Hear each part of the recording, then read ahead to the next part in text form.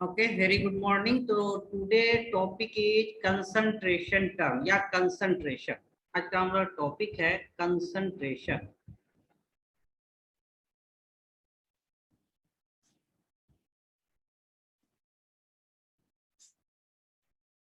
देखिए, जो कंसंट्रेशन जो वर्ड है, ये जो कंसंट्रेशन वर्ड है, ये वर्ड हम लोग सॉल्यूशन होता है, सॉल्यूशन के लिए यूज करते हैं। सॉल्यूशन और सॉल्यूशन क्या होता है? तो this is homogeneous mixture. Solution is homogeneous जो मिक्सचर होता है, that is known as solution. और सॉल्यूशन में देखिए दो कंपोनेंट होते हैं, ठीक है ना। दो कंपोनेंट होते हैं, एक को बोलते हैं, हम लोग टर्म देते हैं सॉल्यूट, अनदर इज सॉल्वेंट। हाँ, फॉर एग्जांपल अगर बात करें, फॉर एग्जांपल जैसे कि वाटर है और वाटर और सॉल्ट का सॉल्यूशन है, ठीक है ना। एग्जांपल सॉल्ट है हमारा और सॉल्ट प्लस वाटर का ये जो होमोजीनस मिक्सचर होगा, यही हमारा सॉल्यूशन होगा, वाटर और सॉल्ट का सॉल्यूशन। तो इसमें जो सॉल्ट है ये हमारा सॉल्यूट हो जाता है। सॉल्ट जो है ये हमारा क्या हो गया? सॉल्यूट हो गया। और वाटर क्या हो गया? जनरली वाटर है जो हम लोग सॉल्वेंट यूज करते हैं। या शुगर है तो शुगर और सॉल्यूट हो गया और वाटर क्या हमारा? सॉल्वेंट हो गया। या इथेनॉल है, इथेनॉल और प्लस वाटर। तो ये सब किसका एग्जाम्पल है? सॉल्यूशन का एग्जाम्पल है। और सॉल्यूशन क्या होता है? होमोजीनस मिक्सचर, यानी इक्वल यूनिफॉर्म मिक्सिंग होता है। होमोजीनस मिक्सचर में जो है क्या होता है? यूनिफॉर्म मिक्सिंग होता है। अब देखिए सॉल्यूट जो है, सॉल्यूट जो होता है, सॉल्यूट और जो सॉल्वेंट है, तो एक से ज्यादा सॉल्यूट हो सकता है। सॉल्वेंट को अगर सिंबॉलिक हम लोग मान लिए, ये कंपोनेंट को ए बोल दिए और सॉल्यूट को बी बोल दिए, तो सॉल्यूट एक से ज्यादा भी हो सकता है, एक भी हो सकता है, एक से ज्यादा भी हो सकता है। तो उस टाइप पर डिफरेंट टाइप का सॉल्यूशन भी होता है। डिफरेंट टाइप का जो है कि सॉल्यूशन हम लोग डिफाइन करेंगे कि ऐसा सॉल्यूशन जिसमें एक ही का दो कंपोनेंट हो, एक सॉल्यूट और एक सॉल्वेंट। या ऐसा सॉल्यूशन जिसमें एक से ज्यादा सॉल्यूट हो, है ना। तो ये डिफरेंट टाइप का सॉल्यूशन हो सकता है। यहाँ तक क्लियर है क्या? जी सर। Okay, sir. तो अब यस सर। हाँ, ओके, वेरी गुड। अब देखिए सॉल्यूट किसको कहते हैं? तो अब तक हम लोग यही जानते हैं कि सॉल्यूट जनरली स्मॉल क्वांटिटी में होता है। क्या होता है सॉल्यूट? सॉल्यूट को हम लोग ये कहते हैं कि ये स्मॉल क्वांटिटी होता है, ये लेस होता है। और ये सॉल्वेंट किसको बोलते हैं? जो मोर होता है। लेकिन इससे भी अप्रोप्रिएट, ये ऑलवेज ट्रू नहीं है, मैक्सिमम केस के लिए सही है। मैक्सिमम कंडीशन में ऐसा ही होता है कि सॉल्यूट लेस, सॉल्यूट जो होगा, सॉल्यूट हमारा जो है कि लेस होता है और सॉल्वेंट क्या होता है? मोर होता है। लेकिन ऐसा कोई नहीं, जरूरी नहीं है। सॉल्यूट एक्चुअली जो होता है ना, सॉल्यूट, सॉल्यूट का जो नेचर है ये चेंज हो जाता है। सॉल्यूट का जो नेचर जो होता है चेंज हो जाता है। सॉल्यूशन में जो नेचर जो है इसका चेंजेज, सॉल्यूट का नेचर क्या हो जाता है? चेंज हो जाता है। सॉल्वेंट का नहीं होता है। फॉर एग्जांपल साल्ट है तो इसको डिजल्व करने के बाद इसका स्टेट चेंज हो जाता है, इसका नेचर चेंज होता है, लेकिन वाटर वाटर ही रहेगा। या फिर सॉल्वेंट कहेंगे, ये जनरली मोर तो होता है। या फिर कहेंगे सॉल्वेंट और सॉल्यूशन का जो स्टेट है सेम होता है। जैसे देखिए, अगर सॉल्ट और वाटर का सॉल्यूशन लेंगे तो सॉल्यूशन कैसा स्टेट में होगा? लिक्विड स्टेट में होगा ना, लिक्विड स्टेट में। तो जो सॉल्वेंट होगा और जो सॉल्यूशन होगा दोनों सेम स्टेट में होते हैं। ये भी जो है कि लिक्विड है, तो दोनों का स्टेट, सॉल्वेंट का और सॉल्यूशन का स्टेट क्या होता है? सेम होता है। ये असल पहचान है कि solvent and solution should be in same phase. Clear है ना? तो जनरली हम लोग कहते हैं कि सॉल्यूट लेस होगा, सॉल्वेंट मोर होगा, लेकिन एक्चुअली क्या होता है कि सॉल्यूट का नेचर चेंज हो जाता है। सॉल्वेंट और सॉल्यूशन सेम स्टेट में होता है, ये भी लिक्विड ये भी लिक्विड। देखिए यहाँ पर ये साल्ट लिए हैं तो ये तो हमारा सॉलिड है। ये शुगर लिए, ये भी सॉलिड है। लेकिन सॉल्यूशन में डिजल्व करने के बाद ये सॉलिड नहीं रहा, ये सॉलिड नहीं रहा, टोटल सॉल्यूशन कैसा हो जाता है? लिक्विड स्टेट में चेंज हो जाता है। तो सॉल्यूट का नेचर चेंज हो जाता है सॉल्यूशन में, सॉल्वेंट का नेचर चेंज नहीं होता। सॉल्वेंट यहाँ लिक्विड है और सॉल्यूशन भी क्या है, ओवरऑल लिक्विड है।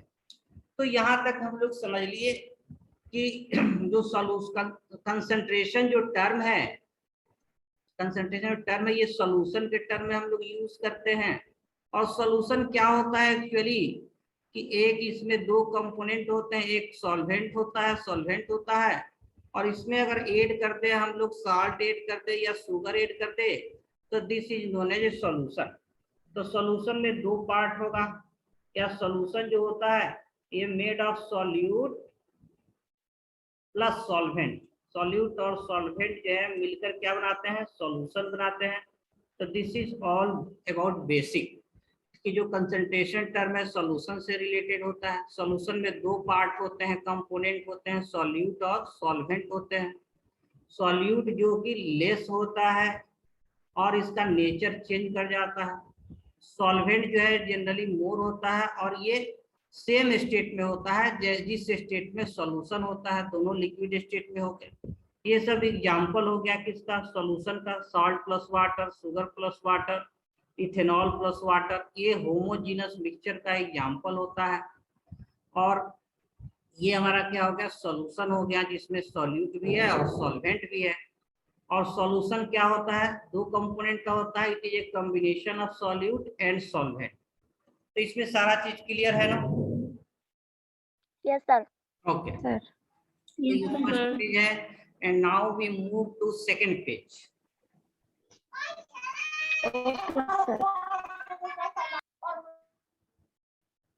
अब इसमें हम लोग टाइप ऑफ सॉल्यूशन की बात करेंगे। टाइप ऑफ सॉल्यूशन,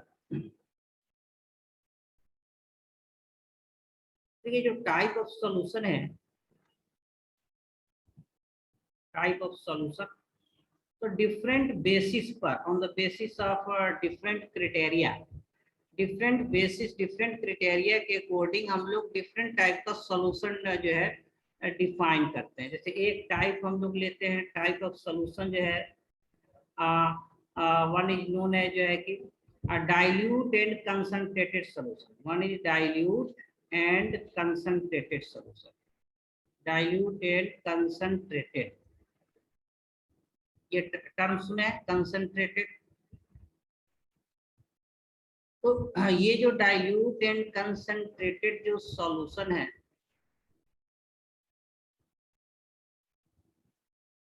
ये किसके आधार पर हम लोग डिफाइन करते हैं, तो on the basis of amount of solute. किसके आधार पर होता है ये क्लासिफिकेशन, अमाउंट ऑफ सॉल्यूट के आधार पर डिफाइन करते हैं।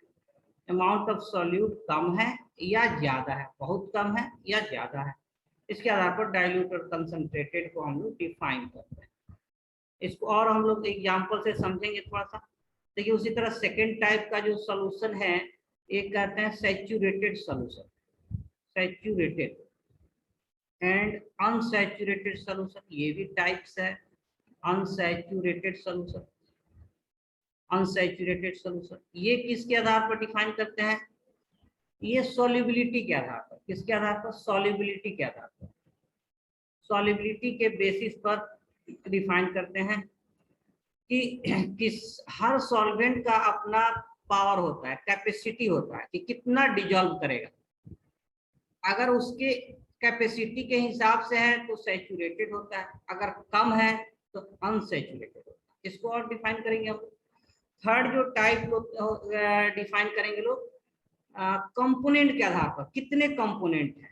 नहीं, जैसे बाइनरी सॉल्यूशन, अगर दो कंपोनेंट है तो एक सॉल्यूट एक solvent, binary solution. And ternary, अगर तीन कंपोनेंट है, एक सॉल्वेंट दो सॉल्यूट है, टर्नरी सॉल्यूशन। तो ये कंपोनेंट के आधार पर बाइनरी और टर्नरी सॉल्यूशन। तो ये कुछ टाइप्स हो गए इसके सॉल्यूशन के, कि सॉल्यूशन या तो डाइल्यूट एंड कंसंट्रेटेड टाइप का होगा, सैचुरेटेड एंड अनसैचुरेटेड होगा, बाइनरी एंड टर्नरी होगा। अब इसको समझते हैं वन बाय वन हम लोग। बहुत सिंपल टर्म है, बहुत सिंपल टर्म है, आपको समझ में आ जाएगा, बहुत आसानी से समझ में आएगा। देखिए ये किसके आधार पर क्लासिफिकेशन करते हैं, नंबर ऑफ,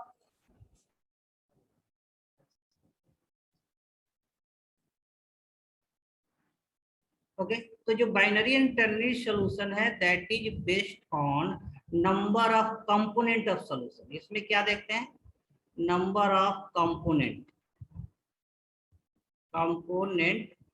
ऑफ सॉल्यूशन। तो ये बाइनरी और टर्नरी, तो इसको समझते हैं वन बाय वन, हम लोग समझेंगे। बहुत सिंपल टर्म है, हाँ समझ में आएगा आपको, अच्छा से आएगा समझ में।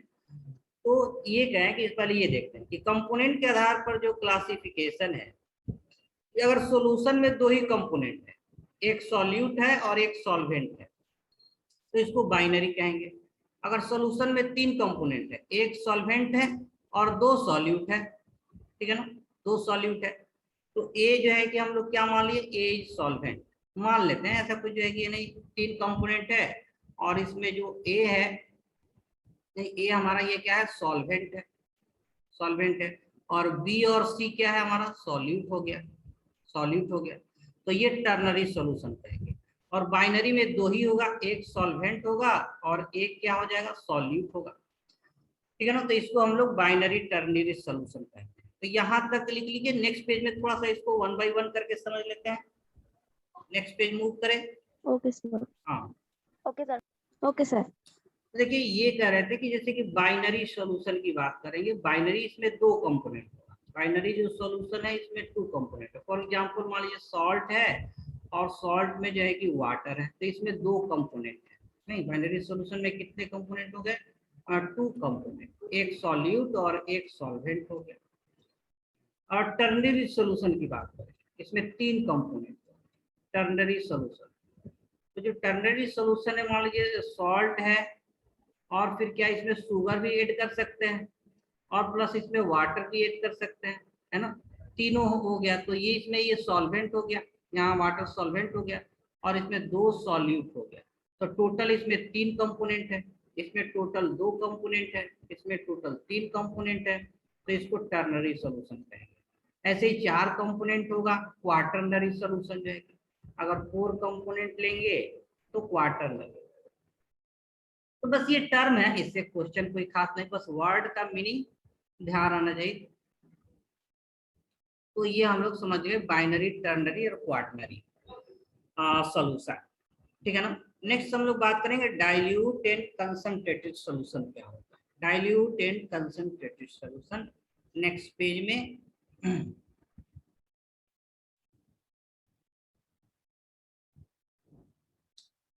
देखिए जो डाइल्यूट और कंसंट्रेटेड टर्म है, डाइल्यूट एंड कंसंट्रेटेड सॉल्यूशन,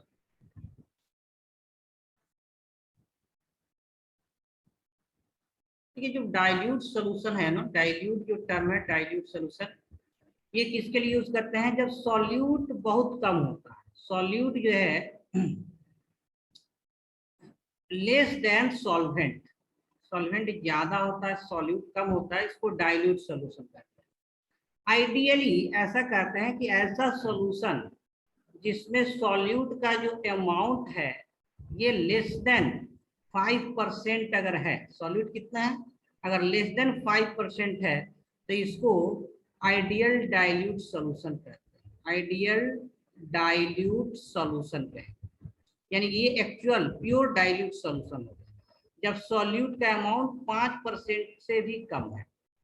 यानी कि 100 पार्ट में 5% सॉल्यूट है, 5 ग्राम सॉल्यूट है और 95% क्या हमारा सॉल्वेंट है, तो ये डाइल्यूट सॉल्यूशन कहते हैं, dilute solution.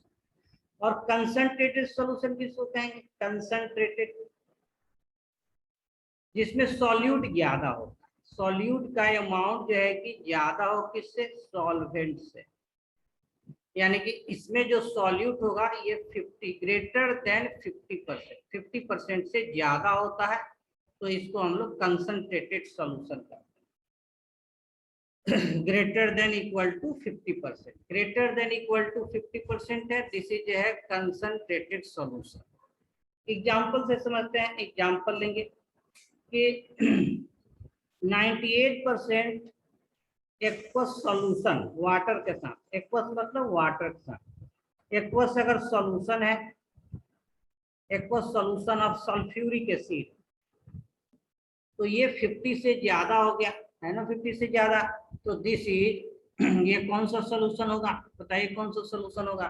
This is concentrated solution, concentrated solution, ठीक है ना।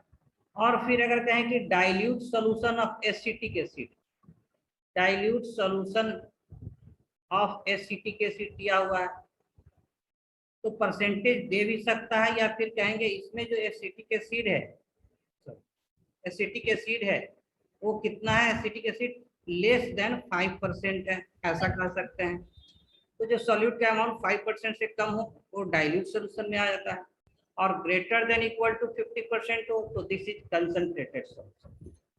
तो ये सेकेंड टाइप था जिसमें हम लोग अमाउंट की बात कर रहे थे, अमाउंट ऑफ सॉल्यूट अगर कम है तो डाइल्यूट, अमाउंट ऑफ सॉल्यूट अगर ज्यादा है तो कंसंट्रेटेड। ये क्लियर है? Sir acetic acid is smaller than, आपने क्या लिखा बाद में? क्या बोले? Acetic percent. तो अगर डाइल्यूट सोल्यूशन है एसिटिक एसिड का ना, तो इसमें एसिटिक एसिड क्या होगा, 5% से कम होगा, सॉल्यूट जो है 5% से कम होगा। क्लियर ना? Yes sir. ओके, तो नेक्स्ट हम लोग जो टाइप है दैट इज सैचुरेटेड अनसैचुरेटेड, उसको हम लोग समझते हैं, ठीक है ना। देखिए कि सैचुरेटेड अनसैचुरेटेड किस पर डिपेंड करता है, saturated and unsaturated solution, saturated and unsaturated. देखिए ये दोनों टर्म जो है ना, ये डिपेंड करता है सॉल्युबिलिटी पर, सॉल्युबिलिटी पर। सॉल्युबिलिटी क्या होता है, सॉल्युबिलिटी क्या होता है, ये पावर होता है, कैपेसिटी होता है किसी सॉल्वेंट का, नहीं तो प्रॉपर्टी होता है किसका, सॉल्वेंट का। तो प्रॉपर्टी ऑफ सॉल्वेंट, या ऐसे कह सकते हैं कि अमाउंट ऑफ सॉल्वेंट। सॉल्युबिलिटी कैसे डिफाइन करते हैं, amount of amount of solute that is dissolved in 100 gram of solvent, that is dissolved in 100 gram of solvent, इसी को हम लोग solvent, this is known as solubility. कि देखिए कोई सॉल्वेंट जो है ना, 100 ग्राम सॉल्वेंट में, 100 ग्राम वाटर में कितना अमाउंट सॉल्यूट का डिजॉल्व हो रहा है, इसी के लिए टर्म यूज करते हैं हम लोग सॉल्युबिलिटी। क्लियर है ना? अब फॉर एग्जांपल लेते हैं, एग्जांपल से समझते हैं। मान लीजिए साल्ट और वाटर का सॉल्यूशन है। सर फिर से बताइए। फिर से बता सर रहे हैं प्लीज फिर से बताइए। लेकिन अब एग्जांपल के साथ बताएंगे, ठीक है ना। साल्ट और वाटर का सॉल्यूशन ले लेते हैं, और शुगर और वाटर का सॉल्यूशन ले लेते हैं। अब मान लीजिए 100 ग्राम वाटर ले लिए, कितना ले लिए, 100 ग्राम वाटर ले लिए, और यहाँ भी 100 ग्राम वाटर ले लिए। एग्जाम्पल को पहले समझिए।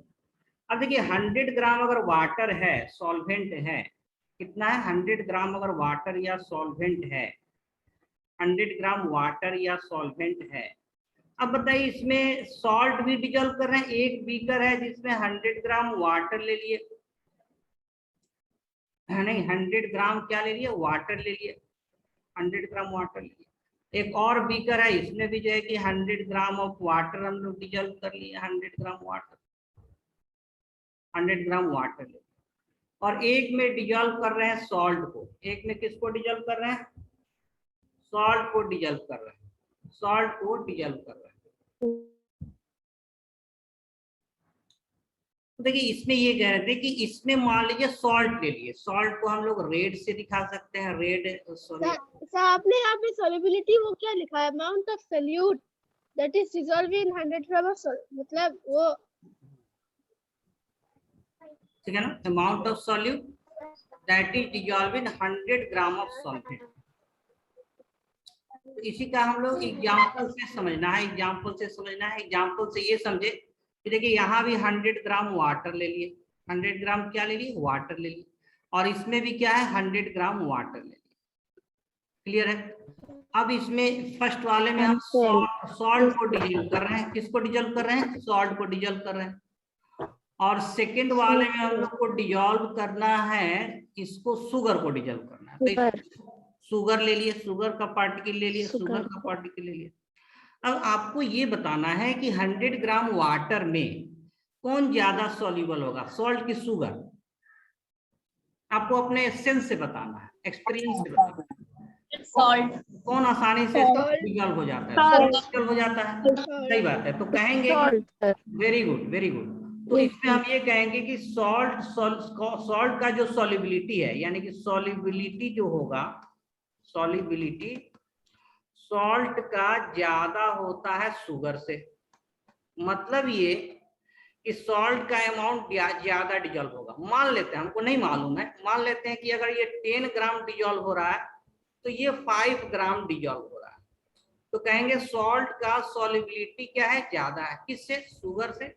यानी कि सॉल्ट आसानी से डिजॉल्व होता है और इसका ज्यादा अमाउंट भी डिजॉल्व होगा।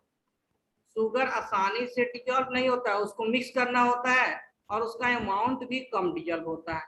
तो किसका सॉल्युबिलिटी ज्यादा होगा, सॉल्ट का सॉल्युबिलिटी ज्यादा होगा। अब माने क्या है कि 10 ग्राम डिजॉल्व हो रहा है 100 ग्राम। तो अगर मान लीजिए सॉल्ट का सॉल्यूशन है, दो सॉल्यूशन लेते हैं। एक ले लेते हैं सॉल्ट का सॉल्यूशन जिसमें 10 ग्राम सॉल्ट हो गया, इसमें 100 ग्राम वाटर में, तो इसको सैचुरेटेड सॉल्यूशन कहेंगे। अब मान लीजिए अब 10 ग्राम से अगर कम ले ले, इतना तक डिजॉल्व है, इससे ज्यादा डिजॉल्व नहीं होगा, इसके बाद प्रेसिपिटेट हो जाएगा। और 10 ग्राम से ज्यादा लेंगे तो फिर वो डिजॉल्व नहीं होता है। अब मान लीजिए 5 ग्राम सॉल्ट ले लिए, 5 ग्राम सॉल्ट ले लिए 100 ग्राम वाटर में, तो इसको अनसैचुरेटेड सॉल्यूशन कहेंगे। तो जितना अमाउंट मैक्सिमम डिजॉल्व हो सकता है, अगर उतना प्रेजेंट है तो सैचुरेटेड सॉल्यूशन। और अगर सैचुरेटेड से कम है, रिक्वायर्ड अमाउंट से कम है, तो अनसैचुरेटेड सॉल्यूशन। यानी सैचुरेटेड सॉल्यूशन क्या है कि amount of solute, maximum amount of solute that can be dissolve in solvent, ये सैचुरेटेड सॉल्यूशन होता है। सैचुरेटेड मैक्सिमम पॉइंट है, maximum amount of solute, maximum ये गिवन रहेगा, हमको पता नहीं रहता, ये एक्सपेरिमेंटल होता है, हम लोग भी डिटरमाइन कर सकते हैं, सिंपल एक्सपेरिमेंट होता है। मैक्सिमम अमाउंट ऑफ अगर solute that can be dissolve bye solvent, that can be dissolve bye solvent, जो सॉल्वेंट से डिजॉल्व बाय सॉल्वेंट, जितना सॉल्वेंट मैक्सिमम अमाउंट, और सॉल्वेंट का अमाउंट 100 ग्राम ही लेना है सॉल्युबिलिटी के लिए, कि 100 ग्राम सॉल्वेंट में मैक्सिमम सॉल्यूट कितना डिजॉल्व हो सकता है। अगर उतना है तो सैचुरेटेड होगा, अगर उससे कम है तो अनसैचुरेटेड होगा। इसको ऐसे भी समझ सकते हैं, जैसे कि मान लीजिए आपका मैक्सिमम कैपेसिटी क्या है, मान लीजिए ब्रेड खाने का, या फिर जो है कि कितना, अगर आपका हंग्री है तो कितना ब्रेड खा सकते हैं या कितना रसगुल्ला खा सकते हैं। मान लीजिए आपका जो है 4 ब्रेड खाते हैं तो आप सैचुरेटेड, माने आपका भूख, हंग्रीनेस खत्म हो जा रहा है, तो सैचुरेशन पॉइंट क्या हो गया 4, तो सैचुरेटेड कहेंगे, आप सैचुरेटेड हो गए, आपका हंगरनेस खत्म हो गया। अब 4 ब्रेड रिक्वायर्ड है, आपको 2 ब्रेड मिला, यानी कि अभी भी आपका हंगरनेस है, तो आप अनसैचुरेटेड हो गए। तो सैचुरेटेड में जितना चाहिए उतना है, अवेलेबल है, जितना डिजॉल्व हो सकता है उतना अवेलेबल है सॉल्यूट। अनसैचुरेटेड मींस जितना रिक्वायर्ड है उससे कम। क्लियर है ना? हाँ सर। तो ये हम लोग का था सैचुरेटेड और अनसैचुरेटेड सॉल्यूशन। तो बस ये सिंपल टर्म है, मतलब डिफिनीशन एक लाइन का और सिंपल टर्म है, एग्जांपल से ध्यान रखना है इसमें। और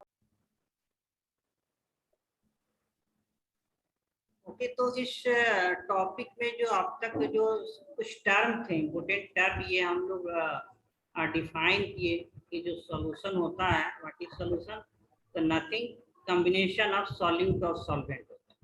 सॉल्यूट प्लस जो सॉल्वेंट होगा, सॉल्यूट प्लस जो सॉल्वेंट है, सॉल्वेंट दैट इज सॉल्यूशन। और फिर सॉल्यूट जो होता है उसका नेचर चेंज हो जाता है, सॉल्वेंट का नेचर चेंज नहीं होता है, स्टेट चेंज नहीं होता है। एंड देन जो है कि टर्म हम लोग बाइनरी जिसमें 2 कंपोनेंट होता है, टर्नरी जिसमें 3 कंपोनेंट होता है, क्वार्टरनरी जिसमें 4 कंपोनेंट होता है, डाइल्यूट सॉल्यूशन जिसमें सॉल्यूट का अमाउंट कम होता है, कंसंट्रेटेड सॉल्यूशन। इसमें सॉल्यूट का अमाउंट जो है, कंसंट्रेटेड को शॉर्ट में कॉन्क लिखते हैं, CON से कॉन्क, ऐसे को कंसंट्रेटेड सॉल्यूशन, जिसमें सॉल्यूट का अमाउंट क्या होता है, ज्यादा होता है, या फिर सैचुरेटेड हो सकता है सॉल्यूशन, जिसमें मैक्सिमम वैल्यू से कम हो सॉल्यूट, सैचुरेटेड सॉरी मैक्सिमम जितना सैचुरेशन पॉइंट हो, मैक्सिमम जितना डिजॉल्व हो सकता है उतना अगर सॉल्यूट है तो सैचुरेटेड सॉल्यूशन, मैक्सिमम कैपेसिटी से कम है तो अनसैचुरेटेड सॉल्यूशन। तो these are the basic term related with solution. अब जो हम लोग का की वर्ड है या टॉपिक है कंसंट्रेशन, जो है इसका ये हम लोग को डिस्कस करना है कि कंसंट्रेशन क्या होता है।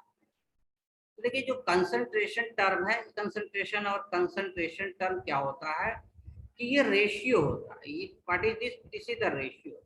ये रेशियो किसका होता है? तो amount of solute bye amount of solvent, amount of solute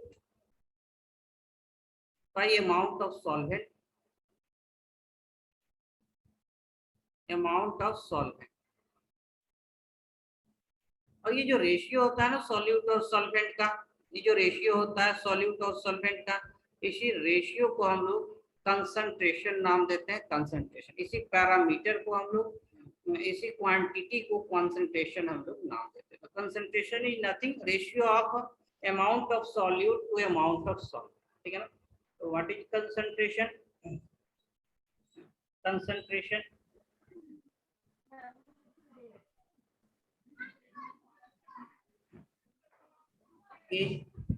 derived quantity होता है, डिराइव्ड क्वांटिटी होता है, दैट इज रेशियो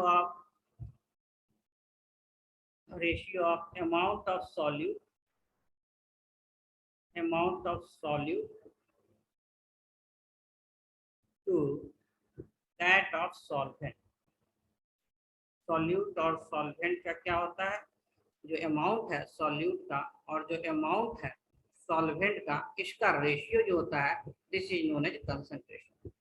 अब कंसंट्रेशन को हम लोग जो मेजर करते हैं, क्वांटिफाई करते हैं, मेजरमेंट करते हैं, इसके लिए डिफरेंट कंसंट्रेशन टर्म है। नहीं, टू मेजर कंसंट्रेशन, इसको मेजर करने के लिए डिफरेंट कंसंट्रेशन टर्म है, इसको हम लोग नाम देते हैं कंसंट्रेशन टर्म। तो जो आपका डिफरेंट कंसंट्रेशन टर्म है ना, कंसंट्रेशन टर्म, तो डिफरेंट हम लोग कंसंट्रेशन टर्म यूज करते हैं किसके लिए? फॉर मेजरमेंट, मेजरमेंट के लिए जो है कि, ठीक है ना। कंसंट्रेशन टर्म यूज करते हैं मेजरमेंट के लिए, किसके मेजरमेंट के लिए? सॉल्यूशन के मेजरमेंट के लिए। सॉल्यूशन के मेजरमेंट के लिए डिफरेंट जो कंसंट्रेशन टर्म हम लोग यूज करते हैं, ये डिफरेंट टाइप का होता है। जैसे आपका एक है मोलारिटी है, मोलालिटी है, मोलालिटी, मोल फ्रैक्शन, तो ये डिफरेंट टर्म है, मोल फ्रैक्शन। तो इसके बारे में हम लोग डिस्कस कर रहे हैं नेक्स्ट टर्म में कि what are different concentration term for measurement of solution, solution के मेजरमेंट के। तो नेक्स्ट पेज में मूव करेंगे। Yes sir.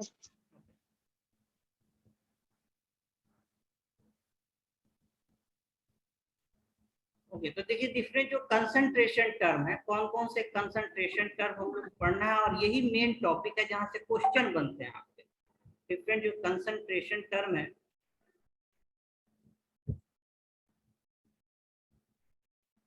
कंसंट्रेशन टर्म, यही मेन टॉपिक है आज के लेक्चर का। इसमें एक होता है परसेंटेज, परसेंटेज के रूप में कंसंट्रेशन एक्सप्रेस करते हैं, और इसको परसेंटेज मास बाय मास कहते हैं, मास बाय मास, या फिर इसी को परसेंटेज वेट बाय वेट भी कहते हैं, वेट बाय वेट, या ऐसे भी लिख सकते हैं मास बाय मास या वेट बाय वेट।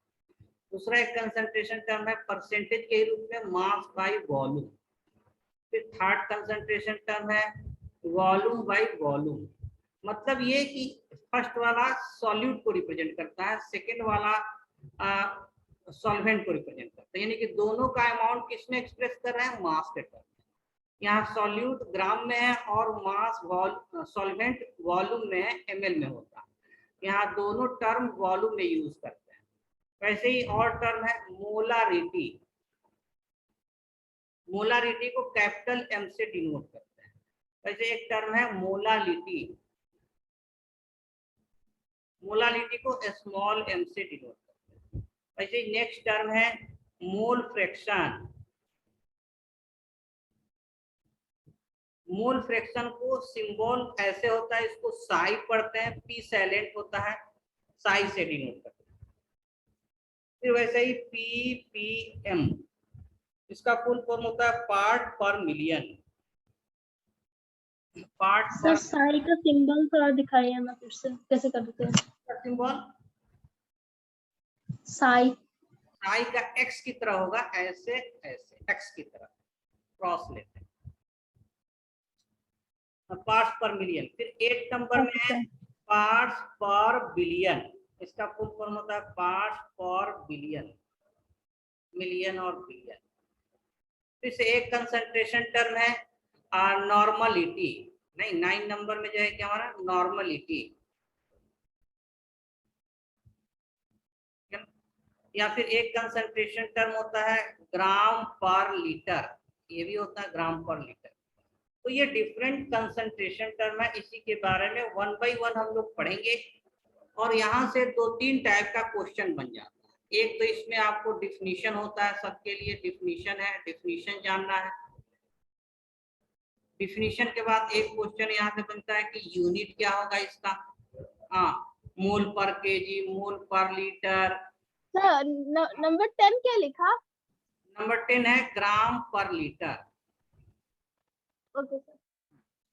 तो इसमें देखिए 2-3 टाइप के क्वेश्चन होते हैं। एक तो आपको डिफिनीशन पूछा जाता है कि डिफिनीशन क्या होगा, जैसे कि मोलारिटी का, मोलालिटी का, मोल फ्रैक्शन का, ये डिफिनीशन आपका जो है कि क्या है, ठीक है ना। फिर इसका यूनिट, जैसे मोलारिटी का यूनिट होता है मोल पर लीटर, इसका यूनिट क्या होता है आगे हम लोग देखेंगे, मोल पर लीटर। मोलालिटी का होता है मोल पर केजी, ऐसे होता है, सबका आपका यूनिट है। और फिर जो है ये देखना होता है कि इसमें जो कुछ कंसंट्रेशन टर्म है ये टेम्परेचर पर डिपेंड करता है, नहीं तो कौन कौन सा टेम्परेचर पर डिपेंड होता है। तो जिस कंसंट्रेशन टर्म में वॉल्यूम आता है ना, वो टेम्परेचर के साथ चेंज करता है, क्योंकि वॉल्यूम भी टेम्परेचर के साथ चेंज करता है। तो एक क्वेश्चन इसमें ये बनता है कि जैसे कि यहाँ ये वॉल्यूम है तो ये टेम्परेचर के साथ चेंज करेगा, इसका कंसंट्रेशन, यहाँ भी वॉल्यूम है तो ये भी टेम्परेचर के साथ चेंज करता है।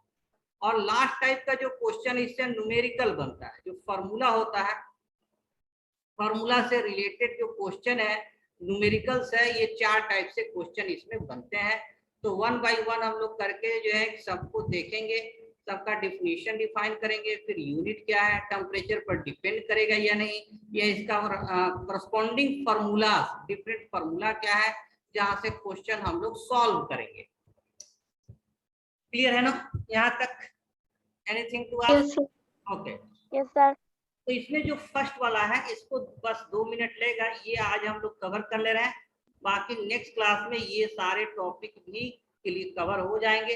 तो नेक्स्ट सर नंबर 5 का यूनिट क्या लिखा? मोल केजी, मोल फ्रैक्शन।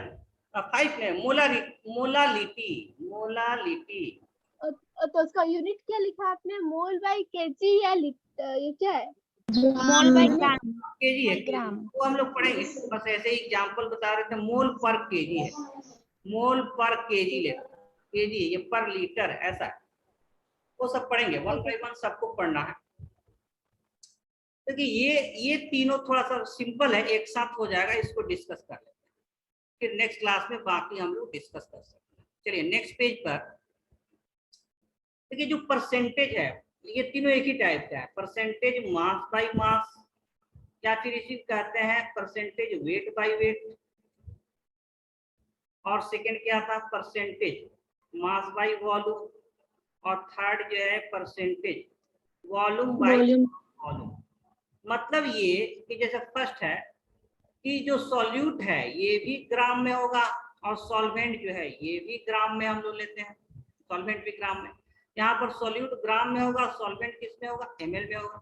यहाँ सॉल्यूट भी ml में है और सॉल्वेंट भी वॉल्यूम के टर्म में है, ml के टर्म में है। अच्छा, सबका मीनिंग ये है, परसेंटेज कितना में लेते हैं, परसेंटेज जो है कि यानी कि कह सकते हैं कि अगर कह सकते हैं x% है, नहीं x% और ये मास बाई मास है, या x% जो है मास बाई वॉल्यूम है, या x% जो है वॉल्यूम बाई वॉल्यूम है, सॉरी वॉल्यूम बाई वॉल्यूम है, तो सबका मीनिंग ये एक ही है। मीनिंग क्या है, डिफिनीशन क्या है कि x% मास बाई मास का मतलब हो गया x gram of solute in total कितना होगा 100 gram of solution. Total solution लेते हैं, टोटल अमाउंट कितना है सॉल्यूशन का 100 ग्राम, और उसमें x ग्राम क्या है आपका सॉल्यूट है। इसका बस सिंपल डेफिनेशन मीनिंग ये है।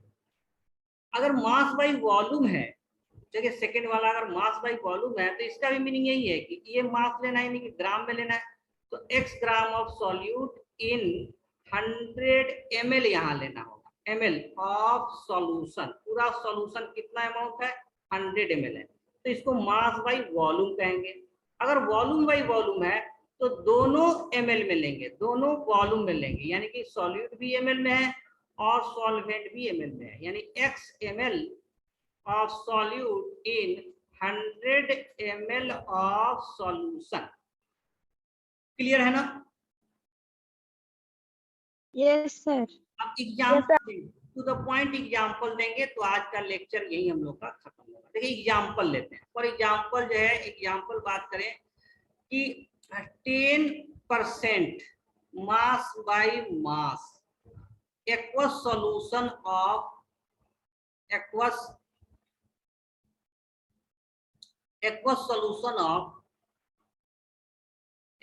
solution of glucose. Aqueous solution किसके लिए, वाटर का सॉल्यूशन है ग्लूकोज के साथ, तो इसका मीनिंग क्या हो गया कि 10 ग्राम ग्लूकोज है कितना में इन 100 gram of solution, mass by mass है ना, तो ये 10% मास बाई मास का मीनिंग हो गया। अब ऐसे अगर कहेंगे सेकेंड एग्जाम्पल, अगर हम लोग बात करेंगे सेकेंड एग्जाम्पल और लास्ट एग्जाम्पल, फॉर एग्जाम्पल मान लीजिए